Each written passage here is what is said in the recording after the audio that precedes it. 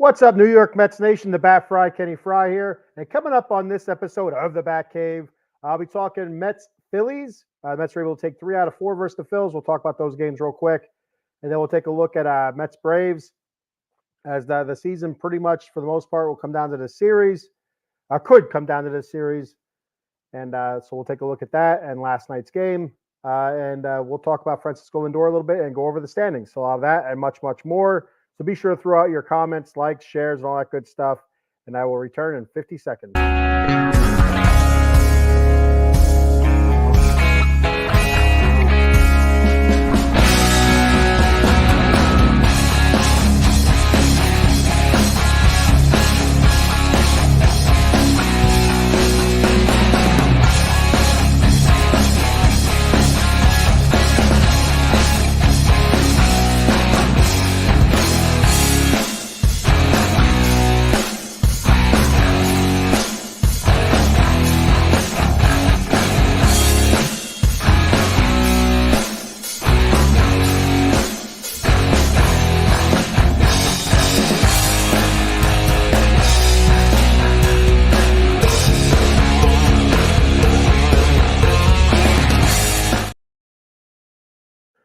Good morning, New York Mets Nation, and welcome to the Bat Cave.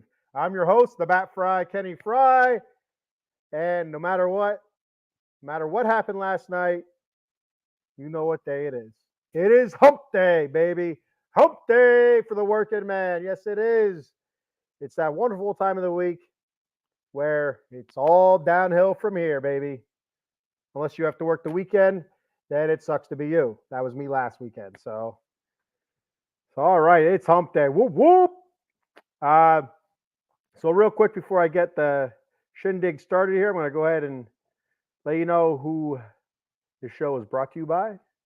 Is our boy Jason Fine, attorney Big Al. You can reach Big Al at 1-800-HURT-123. That's 1-800-HURT-123. Jason Fine specializes in motor vehicle accidents, slip and falls, workman's comp, and personal injury claims. He has 3 office locations conveniently located throughout Pennsylvania and New Jersey. His office in New Jersey is located in Cherry Hill on 3 Greensward Lane, and the phone number there is 856-209-5258. And in Pennsylvania, he has offices located in Pittsburgh, Pennsylvania, on 500 Grant Street, Suite 2900. And the phone number there is 412-365-8151. And in Philadelphia, with the offices located on 1628 JFK Boulevard, Suite 2120. And the phone number there is 267-888-2980.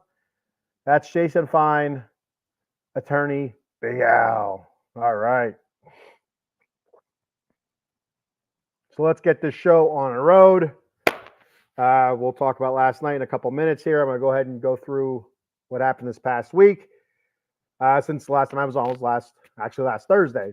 So the Mets take 3 of 4 from the Phillies, which is I talked about last week is one of the best case scenarios. Best case scenario, obviously, is that we win all 4, right?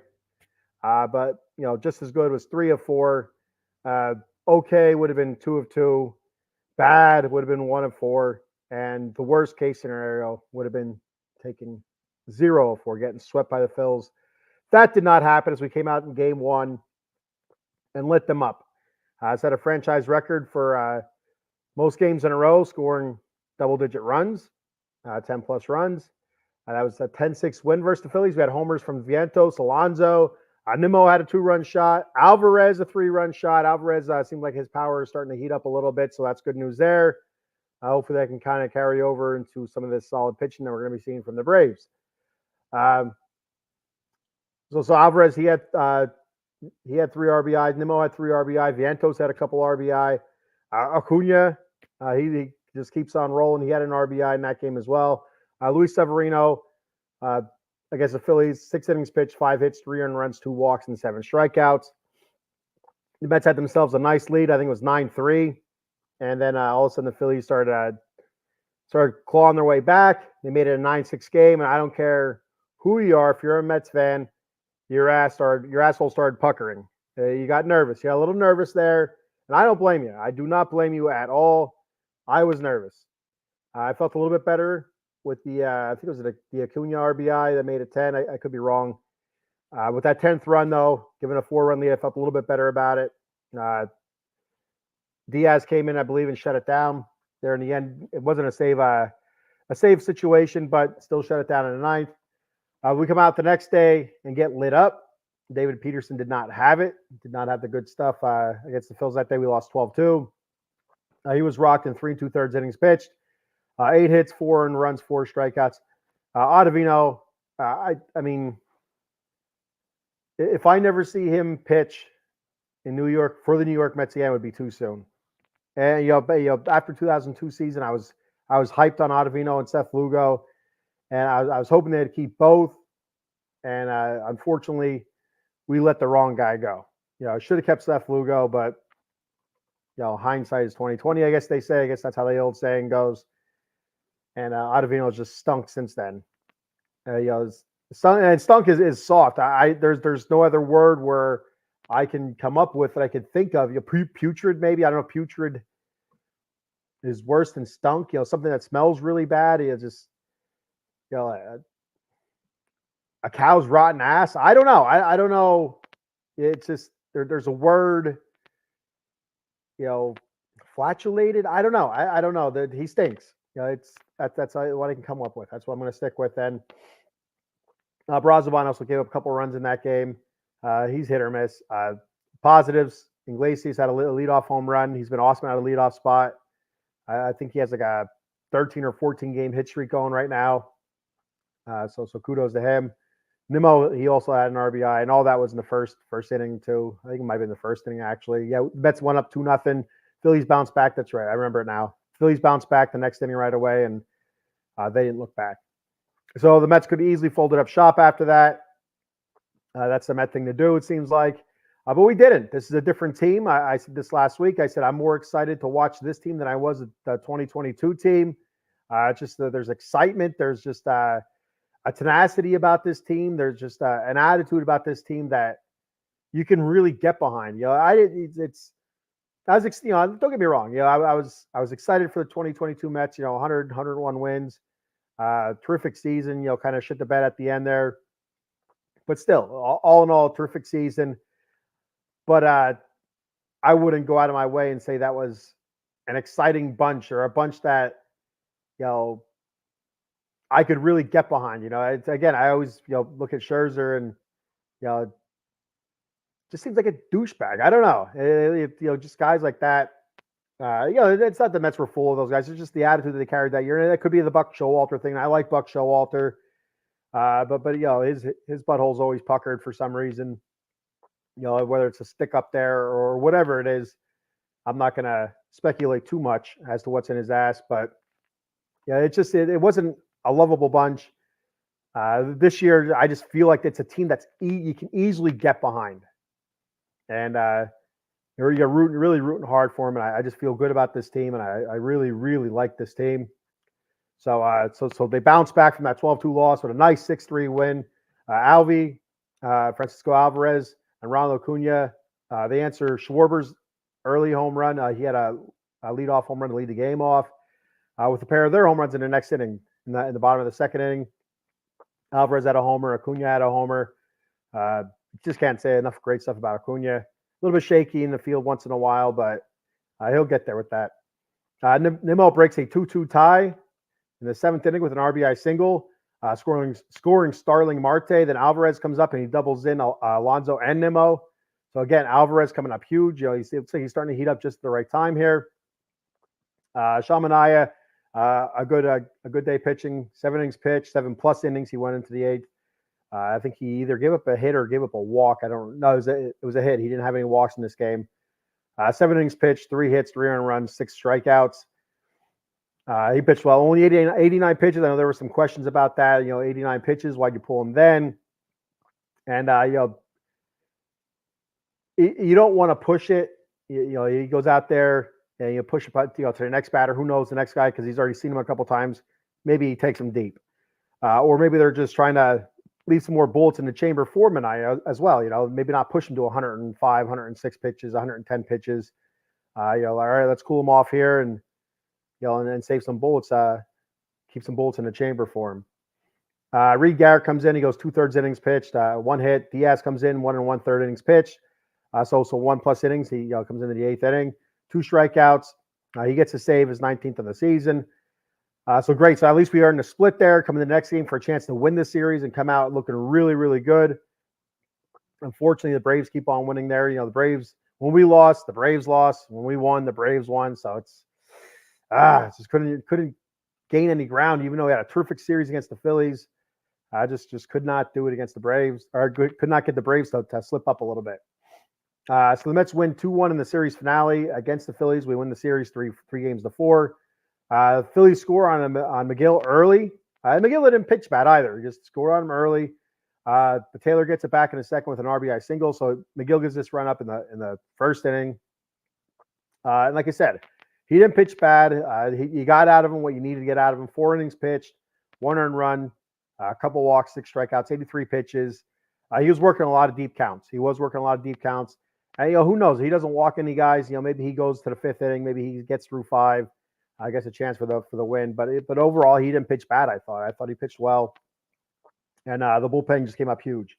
Phil Maton came up huge. 2 innings pitched, 0s across the scoreboard for him. Jose Butto, he came up big in the 7th inning, going 1 inning, striking out 2 of the 3 batters that he faced. And Edwin Diaz, for the up and down, for the tumultuous season that he's had this year, with coming off the injury, not looking like himself, which is to be expected if you ask me, coming off the injury. I talked about that preseason, and getting nailed for the sticky stuff, then getting injured again. I guess I can't remember, was it shoulder, elbow, something like that. Then coming back and looking good, looking better, looking like his old self. Then he kind of wavers again a little bit, and now it looks like he's looking like himself again. I really got to do something about these stolen bases though. In that last game, the 2-1 win, it's just a 1-run game, and the 2 innings that he pitched, he gave up 5 stolen bases. So he went 2 innings pitched, 1 hit, 2 walks, 4 strikeouts. So he had three base runners against him there, and he allowed 5 stolen bases. And it's and luckily there in the 9th inning, as I think it was Bryson Stott was stealing 3rd base. Alvarez, for whatever reason, because there was a strike. I guess he was looking for the strike him out, throw him out, trying to get Stott at 3rd. But there was no reason for it. There's no reason. Eat that ball and let's get that final out at the plate. Focus on him. But he throws it and just lucky, so lucky. He hit the front of the bag, and there's every opportunity that ball could have shot anywhere.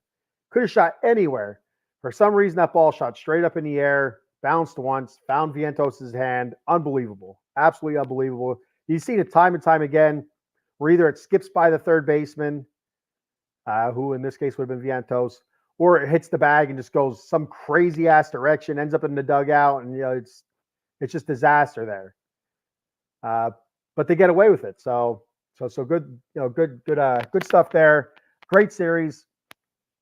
And we didn't allow the Phillies to clinch the division in our stadium. They did get a playoff spot, a playoff berth in our stadium with that win, that 12-2 win against us. But we didn't allow them to win the East in our house, which was good because after I seen the footage of when they won, when they actually did clinch the East yesterday, 2 days ago, and the size of the lake in their locker room from all the champagne or water or whatever, the Gatorade, I don't know what the hell, urine, I don't know what they were doing in that locker room.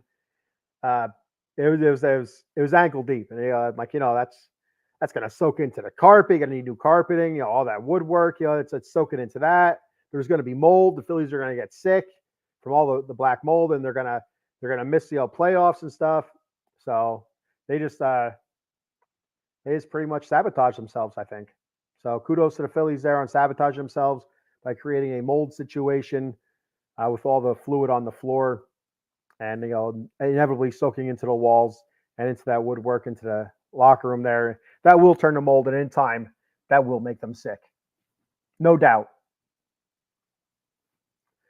All right, so we move on from that to the big showdown in Atlanta. 3 games at the Braves. Mets up by 2 games. Actually, they're before last night's game. They're sitting in the number 2 spot of the wild card, just ahead of Arizona, and 2 games ahead of the Braves. So going to that game, 3 games set here. There's a chance we can clinch a playoff spot. All we got to do is win 2 games, 2 out of 3 from the Braves. We clinch a spot, and everything's looking great. So it would have been nice to come out and play awesome that first game. Pitching was Schwellenbach. He did own us last time we faced him. They kept saying it over and over and over last night's game. 10 strikeouts against the Mets last time, and he owned us again. Absolutely owned us again. And the unfortunate part is we had opportunities early in that game, last night's game, to kind of get on him because he didn't have control. He was missing on a slider. They're pointing that out pretty good there. I don't know if it was Ron or Keith. We're pointing out pretty good there that he was missing with his slider. He didn't have control of his slider. And we let him off the hook. We had a couple guys on early. I think it was Marte and Pete. I think that's who it was. I could be wrong. And Winker couldn't get him in. Popped it up, and that was it. And after that, it was pretty much nothing. Pretty much nothing after that. Schwellenbach. I don't remember. I don't know what his stats were. I'm not even gonna look it up because it's just gonna piss me off. But he had the Mets. The Mets hitters looking lost. They looked like they were guessing up there. It was unfortunate. A good opportunity to capitalize, go up 3 games, and really settle in. But got 2 more to go yet. Michael Harris killed us. As every time he made a play, he goes like a goddamn bobblehead. His head's going like this. Like we underestimated him or something like that. I don't know what his deal is or whatever has to. He needs to get his jollies off on. I don't know. But Michael Harris, the second, the third, the fourth, whatever the hell he is, can go suck an egg. So 3 for 4. He had a couple RBI. Terrific player. He had an amazing catch in center field in the 5th inning. Acuna hit a liner out to him in center field, and it was a nice sliding catch. You got to give him props there. If something happens where that, for whatever reason, would bounce over his glove with Acuna's speed, who knows? Who knows what happens? Definitely ends up at third. But there's a chance with that speed that he could end up home on that. But Michael Harris, he's a very good fielder. This season has not been all that great for him at the plate, but he's hot now, and that's when we don't want him hot. But here we are. So kudos to him, but he's still a dickhead. The head shaking and stuff that bothers me because nobody's underestimating the Braves. Nobody is looking past the Braves at all. If you're a Mets fan and you're looking past the Braves or you're underestimating the Braves, you're just a recent Mets fan then. You're not a long-term Mets fan. You haven't been a Mets fan very long if you're underestimating the Braves. So they seem to do this to us all the time. At least that's what it feels like. So it's nobody's underestimating him. Nobody's looking past him. And for him to be up there shaking his head like we are, I don't know what his deal is. I don't know where he's getting his information. But stop it. Stop it, Michael Harris. The second, third, whatever. Severino struggled. He looked good, I thought, early on. I got out of a first inning jam. Second inning, he kind of cruised through. But I thought fastball was lively. And he left a couple hangers up there with some, I think, sliders. But the Braves weren't hitting it. And then you get to the third inning and, error. That basically is what it came down to, a throwing error by Severino. His little nubber off the bat of, I don't remember who. I don't know if it's Arcia maybe or something. Excuse me. And unfortunately, Sevy runs over to field it. And as he's fielding it, Alvarez comes out from behind the plate. And for whatever reason, he does not peel off.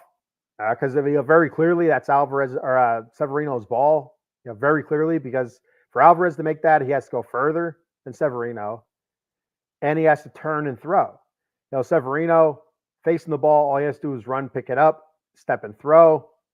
For whatever reason, Alvarez tried making the play. I know he's a go-getter. He's spunky. He's a young guy yet, so it's a lot to learn. And he ends up kind of getting in Severino's way. The ball goes off to Pete's right. Pete Alonso's right. No chance to get that. And the ball ends up in right field. And Arcia, I think he ended up on second base, and that was it. And the next batter, I think, was Michael Harris, and he ends up knocking him in with a pretty hard hit double.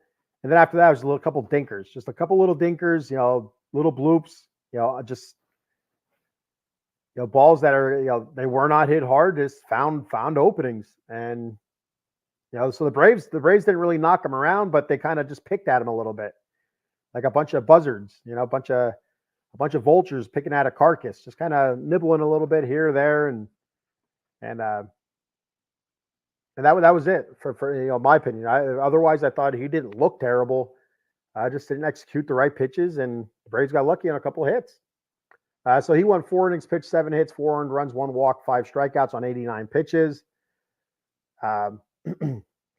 Nimmo, here's the big story for me is all the guys with offers. Nimmo 0 for 4, Marte 0 for 4, Alonso 0 for 3. He had a walk. Winker 0 for 4, Taylor 0 for 3, Alvarez 0 for 3. Just too much. We need guys hitting. This is crunch time. This is go time, and we have all of our big bats not hitting. Nimmo, Marte, Alonso, Winker, Alvarez. I mean, Tyrone Taylor. All right, he's kind of sharing time with Harrison Bader, so you can't really call him a big bat. But he's been playing well. He's been hitting well. He's played an awesome center field, but he's been coming up really big down the stretch here. But just too many offers today. Mark Vientos 2 for 4. He had a solo homer in the 7th inning, so he was our offense. Like I said, the Mets defense kind of let them down. Acuna had a rough. I don't know if they called it an error or not. Ball came up on him, hit him. It looked like the palm of his hand, kind of the heel of the glove, palm of the hand. It was a weird ass bounce, and it actually happened to the Braves as well. The weird bounce came up and just ate the shortstop up, and that was what it was. So we have 2 more against the Braves. If we win these next 2, and we clinch a playoff spot, if we lose these next 2, we have to hope that Arizona's losing as well, so we kind of still hold a playoff spot. But right now, the Mets' destiny is in their hands, and let's just take care of business. That's all I'm going to say. Tonight, 7 o'clock, 7:20 or whatever the weird-ass start time is. Yeah, Peterson, David Peterson versus Chris Sale. Peterson's 9-3, 3.08 ERA, 1.33 WHIP. And Chris Sale is everybody's unanimous decision for Cy Young, it appears. That's what you've been hearing the last so many starts that he's had, that he's going to be the eventual Cy Young. We'll have to wait and see, but it appears that way. He's having himself one hell of a season. Sitting at 18-3, a 2.38 ERA, and a WHIP of 1.01. And the Mets have to step up. They have to step up. And then Thursday's game, you have Sean Manaea versus Max Fried. Manaea is 12-5, 3.29 ERA, 1.06 WHIP. And Fried is sitting at 10-10, 3.42 ERA, 1.2 WHIP. And again, another great pitching matchup. Manaea's been our ace this season. So it's go time. It's crunch time. It's go time. We need our big players to step up, our big guns to step up. And speaking of big guns, last night's game, Francisco Lindor did step in the batters, or stepped in the on deck circle. Who was in front of him? Was it Vientos, or I can't remember who was batting in front of him. But if that player would have gotten on, there was a chance that Lindor might have came up as a pinch hitter. We won't know because he didn't get on. So if he's up there and if he was able to pinch hit, there is a chance, there's an opportunity that we could see him in the lineup tonight. If I had to be a betting man, I would say we're going to see him tonight. And in the field, I'm not sure. I'm not sure about that, but we do have that DH spot. And you kind of feel for JD Martinez. That's why you brought him in, DH. And, he's been awful recently, and 0 for, I think, almost 40 now, it seems like. It's over 30 something. It's close to 40. You feel for the guy. He says he feels like he figured out what was wrong, and he's only got one opportunity since saying that to actually show that he figured it out. And unfortunately, that was I think it was a pop, or no, I think it was a strikeout. So, it is what it is. So Lindor, get him back in the lineup. I mean, it's unfortunate because Acuna's been playing so well. He's been hitting the ball well, really well. He's not played a terrible shortstop. He's had a couple of booted balls, but that's kind of to be expected. You have a different type of speed and stuff like that in the major leagues. I mean, AAA, guys are still hitting it hard, but the major leagues, it's just a different beast altogether. So you're looking at Acuna's stat wise, hitting wise, hitting 375 through 10 games, 3 home runs, 6 RBIs, an OPS of 1.175. He's been outstanding. He's been phenomenal. But Francisco Lindor has been our MVP this season. We need him back. Looking at his stats, he's hitting 271 this season, 31 homers, 86 RBIs, an OPS of 836. Not to mention stolen bases. I think he has like 20 something stolen bases. Unfortunately, it will not let me look it up right now, and it's going to piss me off. There we go.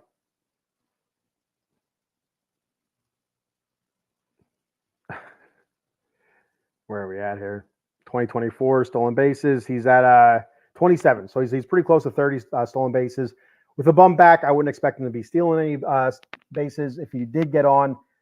But there's a chance he could DH. That's just one thing to look at.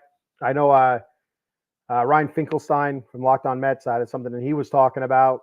And I didn't even think of that. I did not even think about the DH spot. I just, I think Lindor, I think shortstop. But Lindor has said that, he's not going to be healthy the rest of the season. The rest of this stretch here, he's going to have to play hurt. He's going to have to figure it out. And if that means that we have to use him at DH, then so be it. I'm totally comfortable with Acuna playing short. He's been a spark plug. His speed, is a weapon in itself. You just get this kid on base and see what he can do. And I don't have a problem with it at all. I need to kind of figure out what the hell Jesse Winker is. So hot, so cold, so hot, so cold. It's tough to get a read on him.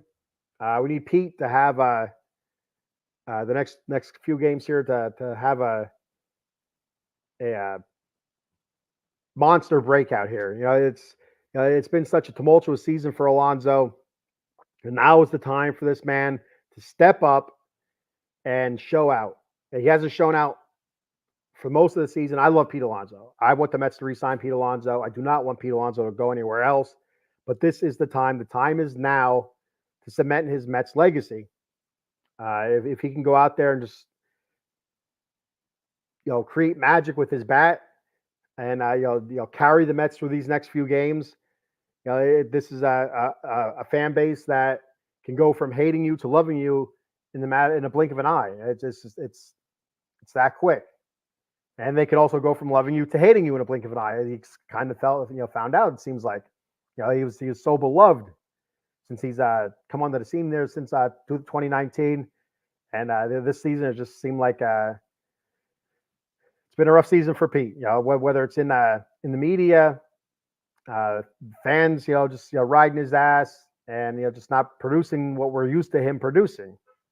He's still hitting 240 plus. Still 30 plus home runs, almost 90 RBI. But we need more out of him. We need him to be more. We need a lot more out of Pete Alonso. And what better time for him to cement his legacy as a New York Met than now? Now is the time. So, and Brandon Nimmo, he's been coming on as of late. More power, and he's been coming up big in spots as well. So those two guys, they can carry this team. I do believe they can carry this offense. I just got to get going. Got to get going. I wish there was like a switch or a trigger or something, but it just has to happen. And without those guys, producing, it's just not. This offense is going to be putrid. And there's that word again. We go from scoring 3 games in a row, 10 plus runs to 2 runs. Then nice, 6 runs. Okay. Then 2 runs, 1 run. It's like the offense is so turbulent. It's been all season. It's been up and down. I think our best month in offensively, without looking, I think would have been June. Back in 2023, the June swoon. This year was the opposite. We had May malaise, and this year June was awesome. So, all right, and the defense needs to pick it up. Defense needs to play solid. Kind of shit all over themselves yesterday. Who knows if he doesn't throw that ball away in the 3rd inning, or if he actually makes the play. Who knows what the outcome of that game is? It's a tighter game maybe. Sevy goes a little bit later. Maybe the Mets find themselves in a different situation, get a base knock. So, all right. Looking at the standings right now as they sit, the San Diego Padres did clinch a playoff spot last night. If you did not see how they did it against the Dodgers, it's actually pretty amazing. They ended the game with a triple play. I think so there's no outs, 2 runners on. I think Ohtani's on deck. I don't remember what the score was. I don't know if it was 1 run or the Dodgers were up by 1 or 2. But Ohtani's on deck, so you figure he's going to get up no matter what with somebody on. And it didn't happen. I don't know who it was. Yeah, I can't remember who the batter was, but he hit a bullet right at third base. So close to third base, all you do is quick step on it to second, perfect throw. The transition from second to first base, it looked really, really pretty. So that was pretty neat. I've never seen nothing like that before. To not only to end the game, but also clinch a playoff spot. That has to be a first in Major League Baseball. Has to be. So San Diego, they have clinched a spot, but they haven't clinched a seed yet. They're very close. They just haven't done it yet. They're sitting at 91 and 66. They're at plus 4.5 from was it from the Braves or the last place team? It's from the Braves, from being out of the playoffs. Well, they're already in the playoffs, so you know what I'm saying. The Mets are in second, 87 and 70. They're a half game up from the 3rd spot. Arizona's 87 and 71. They're sitting in the 3rd spot right now. The Braves are a half game behind them. The Braves are a full game behind the Mets for that 2nd spot. So we got a lot has to be decided yet for 3 teams looking for 2 spots. And let's go Mets. I mean, with games remaining, San Diego 2 at the Dodgers yet, 3 at Arizona, which is a bit of a bummer because you have to figure San Diego probably isn't going to be playing for a whole lot by that point because they have a 4-game lead on the 2nd spot in the wild card. So you figure the number 1 spot's going to be theirs. You'd have to figure that they'll get one more win. So what are they going to be playing for against Arizona? Are they just are they going to lay down and show their belly against Arizona, kind of rest some guys throughout that series? I don't know. So you try to get their pitching situation figured out, set up right, going into the for the wild card. But we'll have to see what happens. So that kind of works against the Mets with Arizona there. The Mets have 2 more against Atlanta, 3 at Milwaukee. The Diamondbacks have 1 more against San Francisco, and then 3 versus San Diego, like I just said. Then Atlanta, 2 more against the Mets, and then 3 versus the Royals. The Royals are fighting their playoff tails off here. I think they're sitting in the 3 spot in the AL right now, AL wild card, and they've been struggling hard, which is unfortunate. I'd rather the Braves have to play a hot Kansas City team than a struggling Kansas City team. They did win last night after losing 7 in a row. It was in extra innings they won, and I think it was on an error or a pass ball or something like that. I don't know what it was. I think it was an error. And so they break that losing streak, but I mean, it's ugly. It's ugly for Kansas City right now. And it's just the right time for Atlanta. If they would play Kansas City a few weeks ago, they're facing hot Kansas City, but it's unfortunate. Unfortunate for the Mets. We just got to take care of our own business. We can't worry about anybody else. We need to go out there, take care of our own business. Like I said, tonight we got if we play tonight, David Peterson against Chris Sale, and then Sean Manaea versus Max Fried. And I say if we play tonight, there's a hurricane coming up which is supposed to affect the Atlanta area. They're expecting there's a chance of rain tonight. There's a chance of a much bigger chance of rain Thursday. I'm just not sure about timetable wise, landfall or anything like that. So I don't know what's going to happen. There's a chance they get tonight's game in. There's a chance they have to postpone Thursday's game and play it after the final series to see if it even matters. That's the only other thing I could think of. It would suck to have the season come down to a doubleheader. A doubleheader from games that were postponed because of a hurricane. I just don't like the way that feels. It just that feels like that would suck, in my opinion. In a perfect world, we get these two games through and see where we're at. I'd hate for the Mets to have to go to Milwaukee and then have to go back down to Atlanta again with those two games, mattering. So hopefully we get these games in. I don't know. It doesn't sound promising from everything I've heard, but I just got to wait and see. So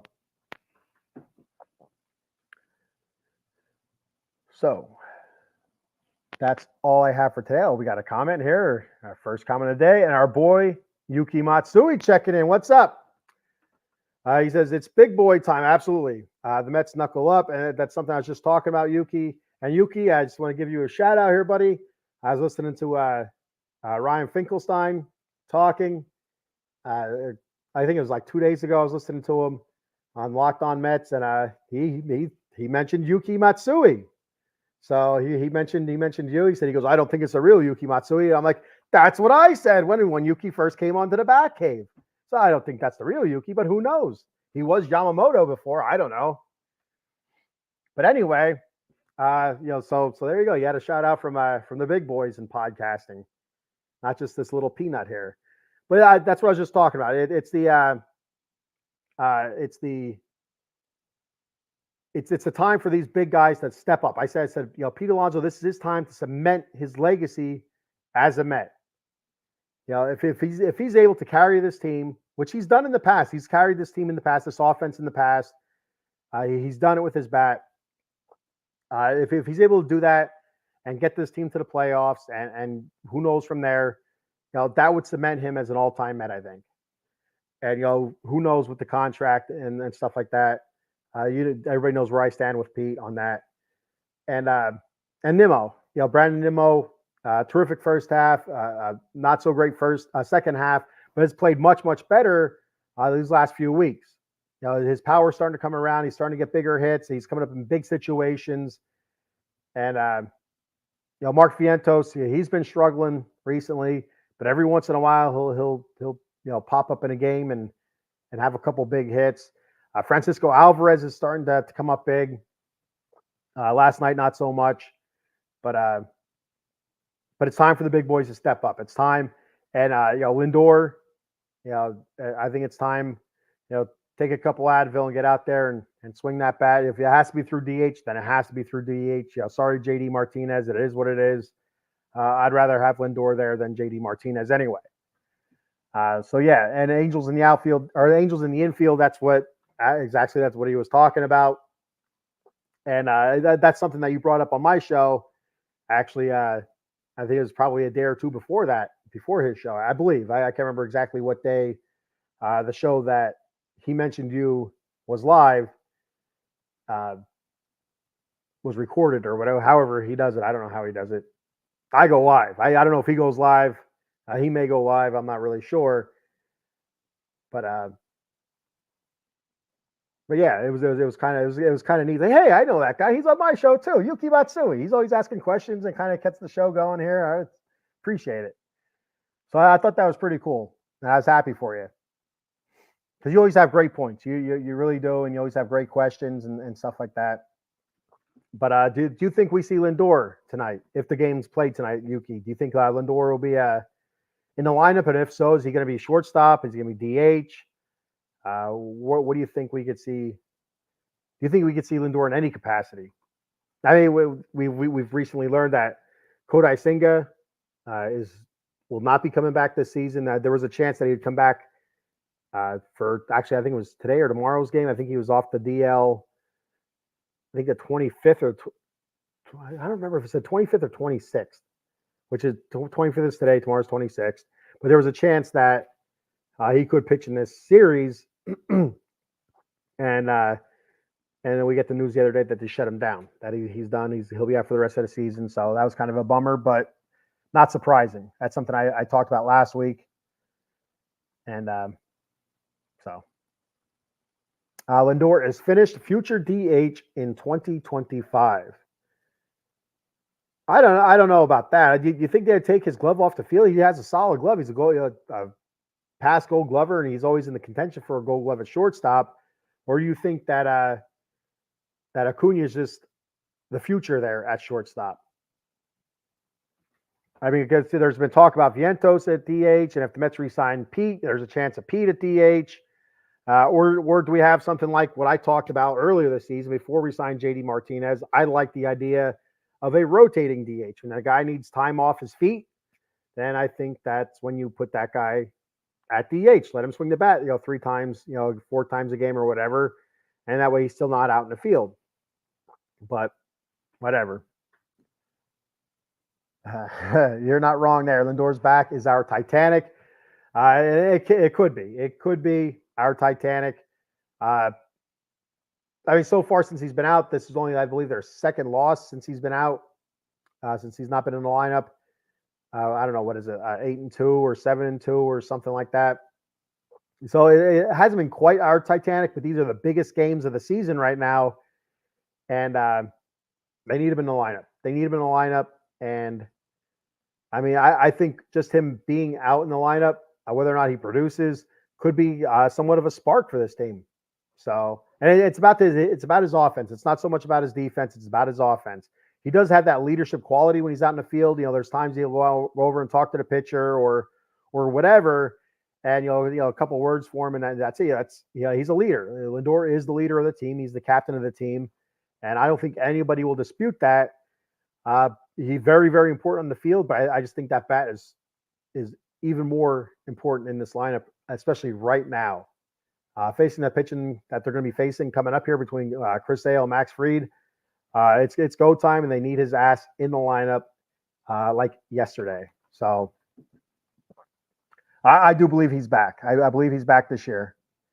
I think he's back tonight. If they play tonight, hopefully they play tonight. I've been waiting for this series for a couple of weeks now. Since the Mets and Braves have been butthole to butthole here in the standings and driving me nuts. We had a chance to change the franchise history and we blew it. Same narratives haunt them. Absolutely. Absolutely. But there's still a chance, Yuki. There's still a chance they take 2 out of 3 against the Braves' best pitchers, no doubt. Against their top 2 pitchers, Max Fried and Chris Sale, the Mets have a chance to change that narrative. They have a chance to exercise that demon. Yeah, that's a good one. I like that. They have a chance to really change the narrative on who they are as a franchise and who they are against the Braves, especially late in the season. So it comes down to this. I mean, they lose tonight. Again, they're still in it. Technically, they'll still be tied. But I do believe that would give the Braves the tiebreaker over them. So now you're hoping the Diamondbacks lose, and you're hoping for this and you're hoping for that. They got to go out there and they got to take it. They got to take it from the Braves. They have to take it and not have to rely on anybody else. Because if you have to rely on somebody else, it's just not going to be good. And who knows what's going to happen in Milwaukee. We do not play against Milwaukee good at all. And we have to go to Milwaukee, and it's just it's been a house of horrors for us recently. After we beat Wheeler, I thought we were the team of destiny. Absolutely, 100%. Diaz out there for 2 innings, for a 2-inning save in that game as well. Beating, a Cy Young candidate in Zach Wheeler. And it's just, I agree. It felt like it was meant to be. And again, this isn't gloom and doom for me anyway. This is not gloom and doom. It's one game. The Mets had to win 2 out of 3 against the Braves to clinch. That's still on the table. That is still on the table. And I'm not giving up hope, Yuki. I still believe, but I do have my heart broken a lot. So whether it's the Mets, whether it's the Raiders, and to a lesser extent the LA Kings, my heart gets broken a lot. So especially the Mets and Raiders. The Mets and Raiders are my two sports loves, and I love the Kings too. Just they're not on the level as the Mets and the Raiders for me, and it's just these teams just kill me. They absolutely kill me. The Mets and Raiders, and I'll be talking Raiders tomorrow, 10 a.m. And you'll see the broken heart there as well. A little boo boo lip will be out. Lip will be quivering. I thought we were good after we beat the Ravens. That's what it's going to be tomorrow. But I'm not giving up, Yuki. Don't give up on the team. Stay positive. As much as it hurts every time, stay positive. The Mets can do it. They have a team for it. They have the star power. They have the players. They just got to put it together. They have to stop shitting on themselves. They have to put it together, one foot in front of the other, and then start running. So then we got our Braves man here, Paul, our boy Paul Spencer, our leader, our fearless leader here at Out of the Box Sports, saying, "What's up, Kenny? Man, the Braves are so disappointing. Just what I need in my life. LOL." You know what, Paul? You know where you can stick those Braves. Watching that game last night. As soon as I heard oh my God, it's like you are shitting me, man. Hate that sound. I hate it. I got to hear from the goddamn Kansas City Chiefs. I got to hear from the Braves. All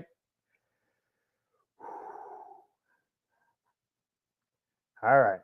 Reel it in here, Fry. Reel it in. Yes, thank you to the San Francisco Giants. And we can't continue thanking or praying other teams beat the Diamondbacks. And like I said, we got to go out there and take it ourselves in Atlanta. Hopefully they play these next two games right away. Hopefully it's not postponed until after the Milwaukee series, because I don't feel good about the Milwaukee series, and I don't feel good about the Braves losing to Kansas City. I feel like Kansas City's in a bad spot right now, and I think the Braves are going to run through them, and that just makes me so nervous. I hate it. I hate it so much. And the unfortunate part is you go back and you look at so many different games, so many different blown saves, by Diaz, or blown leads or whatever, chances to win games, just didn't execute. And it just, it makes you sick to your stomach, just looking at this team, who by most accounts have, overachieved. With the star power they do have on the team, you wouldn't think that, but with the pitching staff that they constructed this year, I don't think too many people were thinking that the Mets were going to be this good. At least the pitching was going to be this good. And the bullpen has just been like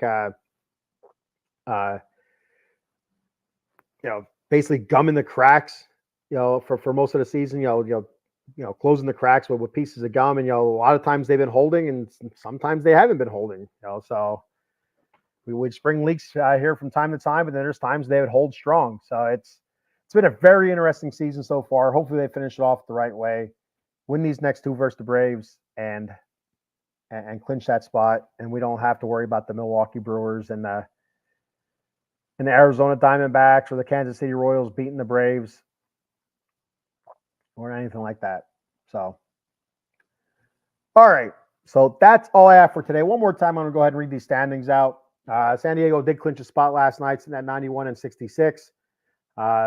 They did not clinch the number one wild card spot yet, but they're pretty close. They're sitting 4.5 games up on the final wild card spot. The Mets are 87 and 70, half game above the final spot. Arizona's holding that final spot at 87-71, and the Braves are sitting a half game behind the Diamondbacks and one full game behind the Mets for a wild card spot. So, and like I said, San Diego has a couple more against the Dodgers. Then they go to Arizona. Mets a couple more against Atlanta. Then they go to Milwaukee. Arizona has one more against San Francisco. And then they have 3 against San Diego. And the Braves have a couple more against the Mets. And then 3 versus Kansas City. So that's it. This is what our season comes down to. have faith. You got to believe.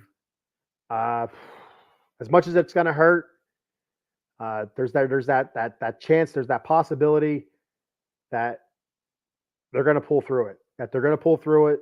They're going to make the outs. They're going to get the big hits. They're going to get the saves, and they're going to go to the postseason and just continue this absolutely amazing season. And where they've been left for dead, at one point, I think there are 11 games under 500, 12 games under 500, whatever it was in May, I think it was, where we're talking, who are they selling off at the trade deadline? Do they have to sell off Pete Alonso, this, that, and the other? It's after, once we get into the All-Star break, where it's a totally different team. 1 month changed everything for the better this time. Last year was for the worse. This year's for the better. That 1 month, and it's been an amazing run for the Mets. So let's finish it off. All right, so that's all I have for today, guys. I'm gonna go hit the sack, and like I said, I'll be live tomorrow morning with the Silver and Black Lair talking Las Vegas Raiders. And like I said, the Boo Boo Lip will be out. I had plans to throw on the Batman mask, for this week. We'll be talking back-to-back wins, but no, Boo Boo Lip is out, and you'll hear some anger. I was going to do it Monday. I was going to do a Silver and Black Lair on Monday for immediate reaction after the Raiders game, but I couldn't do it. I was extremely angry, and it just would have been profanity-laced tirade after profanity-laced tirade, and I didn't want to do that. So I'm like, I'm going to give it a couple days, and let cooler heads prevail. There's still going to be some profanity, so maybe don't let little Johnny and Susie listen to this or watch this later on. Or if you do, maybe keep the earmuffs close. You watch it first, and then play it back for little Johnny and little Susie, and earmuff them when the bat fry says bad words. I'll try to keep it to a minimum. Maybe there might be an ass or something like that in there. That's not a terrible one. We hear that on TV all the time. So, but anyway, I digress here. I'm ready to go. I'm getting tired. My words are starting to jumble together. That's how I know I'm getting tired.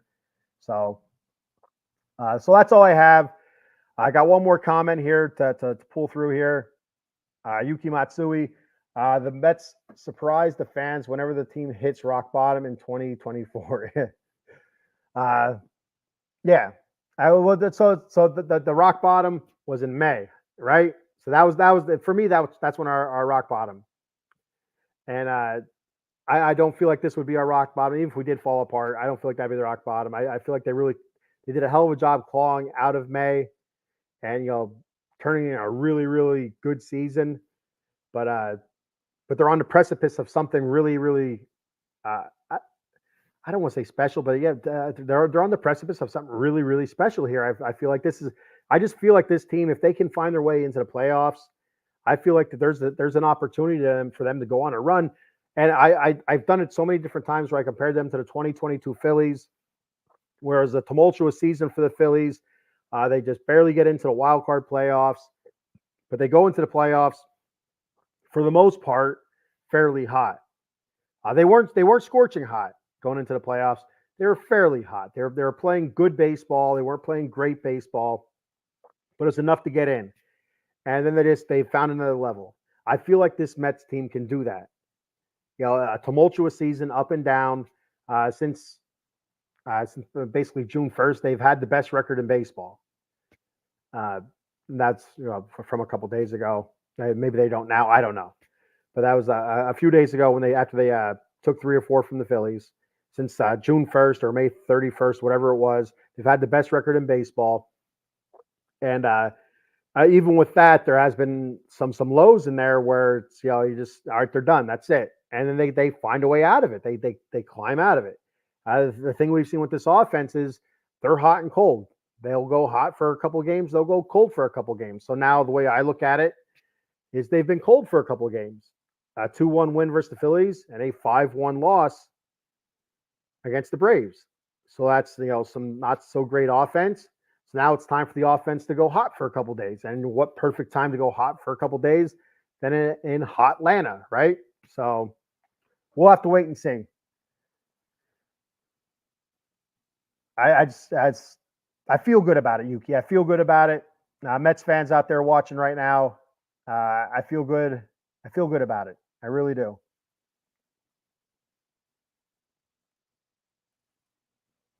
Your recent rock bottom was when Mariners swept us. Yes. And so what was that? Was that back? Was that in August? When we went out there and they what did we score, like 3 runs or whatever the hell it was absolutely that whole West Coast trip was shit. I think that was the trip where we were here, we were in Colorado, we were in Los Angeles, and the Angels beat us. Barely beat the Rockies, and we go and destroy St. Louis, who was I think they were ahead of us in the wild card race at that time, or they're right behind us, something like that. And then we had to head back out, and we just got absolutely steamrolled by the Mariners. I mean, when I say steamrolled, though, like holy. They killed it. The Mariners looked like the best team in baseball those 3 games. And, here it was, they were probably one of the worst teams in baseball. They were on a terrible stretch where they just couldn't, get out of their own way. And for whatever reason, they hit against us. They did everything right against us. And, those are the series that I talk about where they're, could come back and bite us in the ass. Series like that, or like a series like the Angels where we lost 2 out of 3, just it can't happen. Cannot happen. You need to win those series. So that Mariners series was tough. I think that was back in August. I think it was. I'm bad with stuff, with remembering stuff. But it just gave me the shivers just thinking about that Mariners series now. Ugh. All right, so that's all I have for today. Be sure to check us out. The Batcave on X, at the Batcave, OOTBS. That's on X. My YouTube channel is at the Batcave _OOTBSE. That's on YouTube. Once again, my YouTube channel is the Batcave _OOTBSE. But more importantly, give us a like, follow, and subscribe at Out of the Box Sports on X and YouTube, at OOTBox Sports on X and YouTube. That's more important than the Batcave. Like that channel. Like that page on X, like that channel on YouTube. I got a ton of different shows on there. Anywhere from Philly sports, Dallas Cowboys, New York Giants, a couple of wrestling shows, Raiders, LA Kings, Washington Commanders, and UFC stuff like that coming up. Starting back up real soon in a few weeks or something like that. So this is stuff on the horizon here. And so give those pages and channel a like and a follow and a subscribe as well. All right, so that's all I have for today. I'm going to get the hell out of here, and I'll see you guys next Wednesday. Hopefully it's talking about the playoffs. We'll have to wait and see. There is the small possibility I could hop on before that, maybe a Friday morning, depending on how this Braves series is going, if they end up playing these games or not. But we'll see what happens. All right. Thank you, everybody, for checking the show out. Thank you for the comments. And I'll talk to you guys next week. Let's go, Mets!